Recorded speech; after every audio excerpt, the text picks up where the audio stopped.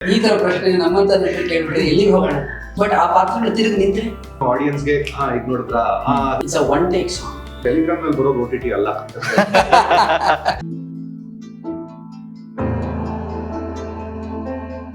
And ಬಂದಂತ ಅಂದ್ರೆ ಗಂಟು ಮೂಟೆ ಬಗ್ಗೆನು ಕೂಡ ಹೇಳಿದ್ರಿ, ಒಂದು ಬಹಳ ಸುಂದರವಾಗಿ ಹೆಣದಂತ ಒಂದು ಕತೆ.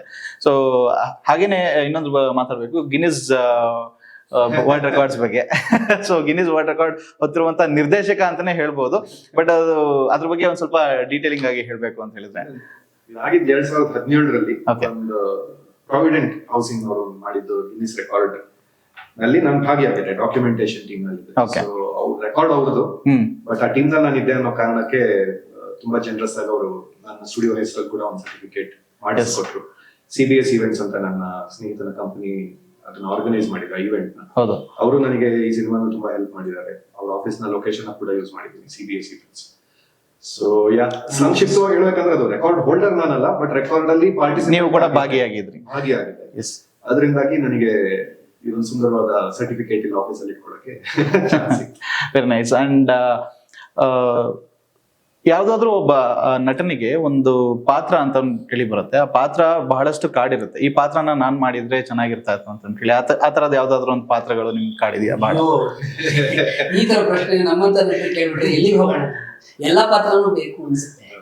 ಯಾಕೆಂದ್ರೆ that is the only way I think. Especially ನಾವು ಸ್ವಲ್ಪ ರಂಗದ ಹಿನ್ನೆಲೆಯಿಂದ ಬಂದಿರೋದ್ರಿಂದ ಕೂಡ ಎಲ್ಲಾದ್ರಲ್ಲೂ ಒಂದು ಹೊಸ ಪಾಸಿಬಿಲಿಟಿ ಕಾಣೋ ತರದ್ದು ಒಂದು ಆಸೆ ಅದರಿಂದ ತುಂಬಾ ಇದೆ. ಹಾಗೆ ಒಂದನೇ ಎರಡನ್ನ ಹೇಳಿಕ್ಕೆ ಆಗದೇ ಇಲ್ಲ. ಈ 30 ಸೆಕೆಂಡ್ ರೀಲ್ ಮಾಡೋಂತವ್ರಿಗೆ ಏನ್ ಹೇಳ್ತಾರೆ? I think that is great. I don't deny creativity at any level.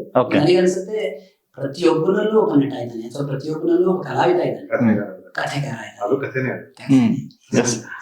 But ಅದನ್ನ ಹೇಳುವಂತಹ ಒಂದು ಸ್ಕಿಲ್ ಸೆಟ್ ಬೆಳೆಸ್ಕೊಳ್ಬೇಕಾಗುತ್ತೆ. ಮಾಧ್ಯಮ ಬದಲಿ ಆದಂಗೆ ಅದು ಬದಲಿ ಆಗ್ತಾ ಹೋಗುತ್ತೆ.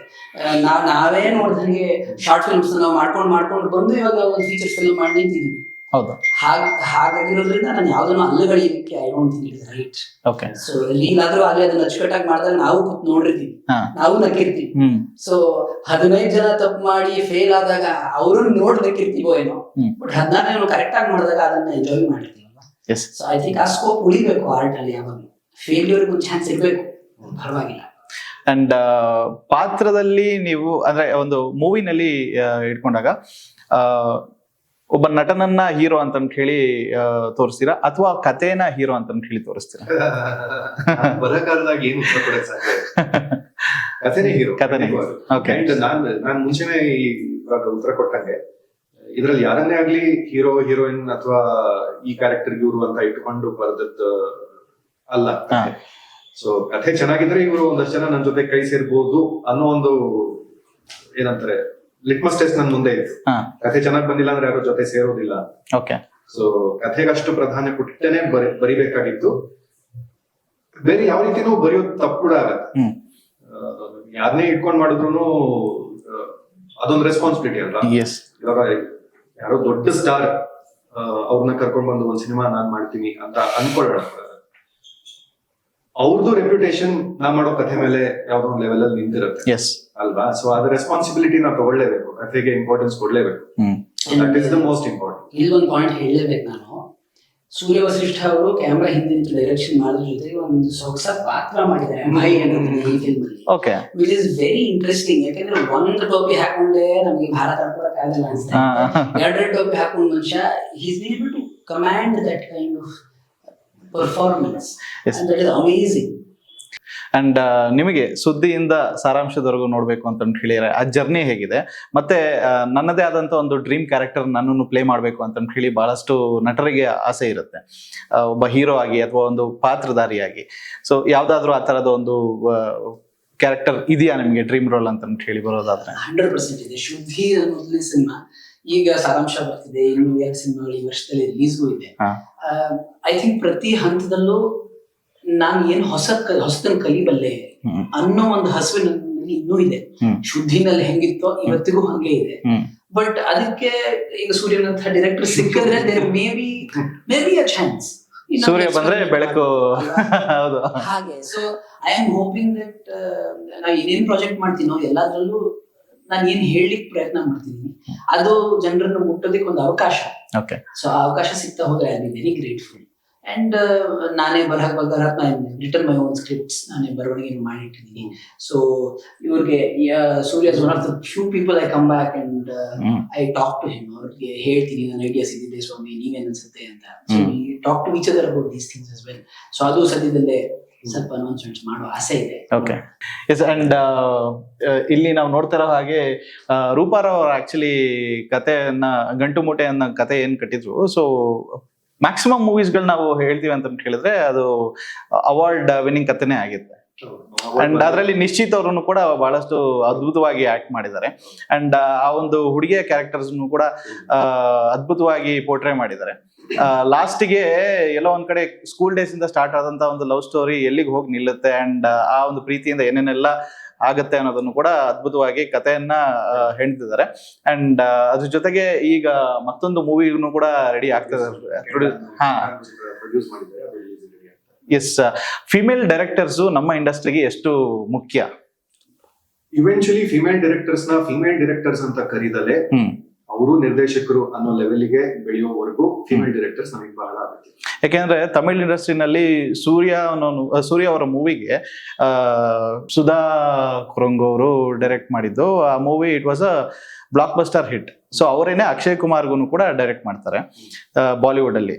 ಸೊ ನಮ್ಮ ಇಂಡಸ್ಟ್ರಿನಲ್ಲಿ ಆ ತರದ ಒಂದು ಫಿಮೇಲ್ ಡೈರೆಕ್ಟರ್ಸ್ ಗಳು ನಮಗ್ ಬೇಕು ಅಂತ ಹೇಳಿ ನಾವು ಕೂಡ ಎದುರು ನೋಡ್ತಾ ಇರ್ತೀವಿ. 100%.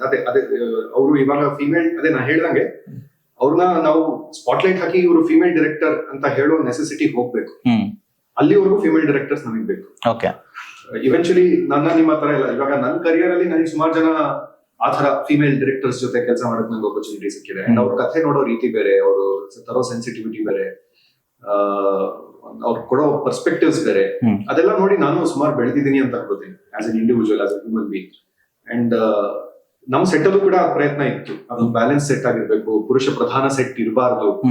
ನಮ್ ಜೀವನ, ನಮ್ ಸುತ್ತಮುತ್ತ ಹೋದಾಗ ಹೆಂಗಿರ್ತೀವಿ, ಮನೇಲಿ ಹೇಗಿರ್ತೀವಿ, ಅದೇ ರೀತಿ ನಮ್ ಸೆಟ್ ಅಲ್ಲೂ ಈಕ್ವಲ್ ಬ್ಯಾಲೆನ್ಸ್ ತರ ಇರಬೇಕು. ಇಲ್ಲಾಂದ್ರೆ ಏನಾಗುತ್ತೆ, ಒನ್ ಡೈಮೆನ್ಷನ್ ನಾವು ಕೆಲಸ ಮಾಡ್ಕೊಂಡು ಹೋಗ್ತಾ ಇರ್ತೀವಿ. ಅದು ಆಗದೆ ಇರ್ಲಿ ಅನ್ನೋ ಇಂಟೆನ್ಷನ್ ಇಂದ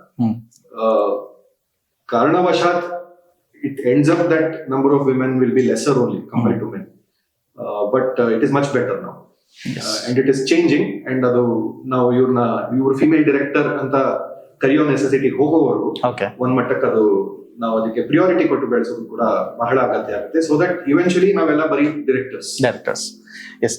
ಅಂಡ್ ಸಿನಿಮಾ ರೆಡಿ ಆಗಿದೆ, ಥಿಯೇಟರ್ಸ್ಗೆ ಬರ್ತಾ ಇದೆ. ಕನ್ನಡಿಗರು ಎಲ್ಲರೂ ಕೂಡ ಯಾಕೆ ಈ ಒಂದು ಕಥೆನ ನೋಡ್ಬೇಕು, ನಾನು ಯಾಕೆ ಈ ಒಂದು ಮೂವಿನ ನೋಡ್ಬೇಕು, ಮೂವಿ ನೋಡಿದಾದ ನಂತರ ನಾನು ಏನ್ ಕೊಂಡೊಯ್ತೀನಿ ಮನೆಗೆ, ಅಥವಾ ಒಂದು ಪಾತ್ರ ಕಾಡುತ್ತಾ ಅನ್ನೋದೇನಾದ್ರು ಇದ್ರೆ ಕನ್ನಡಿಗರಿಗೆ ಏನ್ ಅಂತ ಹೇಳೋದಕ್ಕೆ ಇಷ್ಟಪಡ್ತೀರಾ?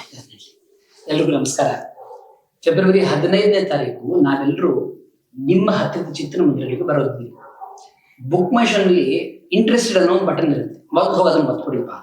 ಅದಾದ್ಮೇಲೆ ನಮ್ಮೆಲ್ಲರ ಜೊತೆಗೆ ಸಿನಿಮಾ ನೋಡ್ಲಿಕ್ಕೆ ಚಿತ್ರಮಂದಿರಗಳಿಗೆ ಬರ್ಬೇಕು. ಯಾಕೆ ಬರ್ಬೇಕು?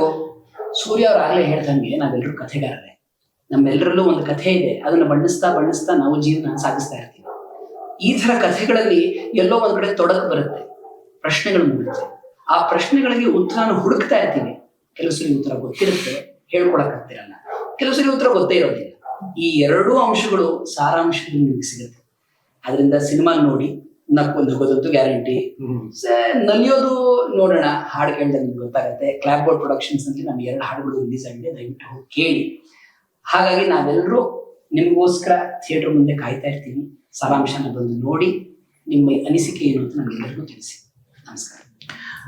ಅಂಡ್ ಎಸ್, ನೀವು ಕನ್ನಡಿಗರಿಗೆ ಆಸ್ ಎ ಡೈರೆಕ್ಟರ್ ನಿಮ್ಮ ಇನ್ನಷ್ಟು ಹಲವಾರು ಕಥೆಗಳು ಹೊರಗೆ ಬರಬೇಕು ಅಂತ ಹೇಳಿದ್ರೆ ಈ ಚಿತ್ರ ಗೆಲ್ಲೋದು ಬಹಳಷ್ಟು ಇಂಪಾರ್ಟೆಂಟ್ ಆಗುತ್ತೆ. ಬಿಕಾಸ್ ನೀವು ಕಂಡಂತ ಕನಸು, ನೀವು ಪಟ್ಟಂತ ಒಂದು ಶ್ರಮ ಇದರ ಹಿಂದೆ ಇರುತ್ತೆ. ಸೊ ನೀವು ಕನ್ನಡಿಗರಿಗೆ ಏನಾದ್ರು ಹೇಳ್ಬೇಕು ಅಂತ ಹೇಳಿದ್ರೆ? ಅದು ನನ್ನ ಕನಸು ಅಥವಾ ನಾನು ಮುಂದೆ ಎಷ್ಟು ಕತೆ ಹೇಳಬಲ್ಲೆ ಅನ್ನೋ ಈಗೋಗಿಂತ ಒಂದು ಸುಂದರವಾದ ಒಂದು ಭಾವುಕವಾದ ಕಥೆ ಹೇಳಲಿಕ್ಕೆ ಪ್ರಯತ್ನಿಸಿದ್ದೀನಿ.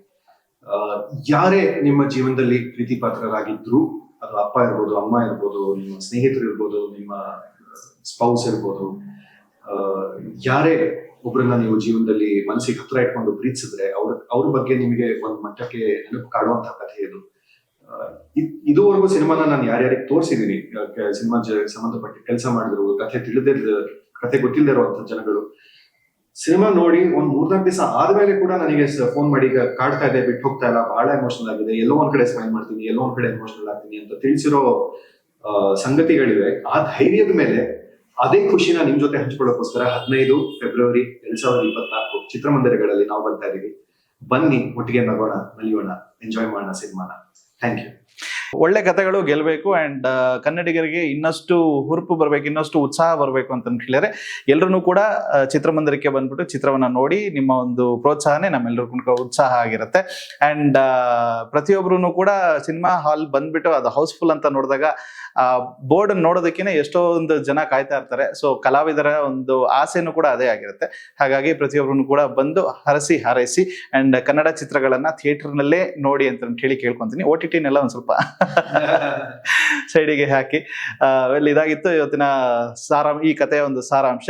ಸೊ ಈ ಕಥೆಯ ಒಂದು ಸಾರಾಂಶ ಕಂಪ್ಲೀಟ್ ಆಗಿ ಗೊತ್ತಾಗಬೇಕು ಅಂತ ಹೇಳಿದ್ರೆ ಫೆಬ್ರವರಿ 15ನೇ ತಾರೀಕು ನೀವು ಚಿತ್ರಮಂದಿರಕ್ಕೆ ಬರಬೇಕು. ಅಂಡ್ ನಮ್ಮ KFI ನ ನೀವು ಮೊದಲನೇ ಬಾರಿಗೆ ನೋಡ್ತಾ ಇದ್ರೆ ಅಂತ ಹೇಳಿದ್ರೆ ಲೈಕ್ ಮಾಡಿ, ಶೇರ್ ಮಾಡಿ, ಸಬ್ಸ್ಕ್ರೈಬ್ ಮಾಡಿ, ನೋಟಿಫಿಕೇಶನ್ ಬೇಕು ಅಂತ ಹೇಳಿದ್ರೆ ಬೆಲ್ ಐಕಾನ್ ಪ್ರೆಸ್ ಮಾಡಿ. Thank you so much. Thank you.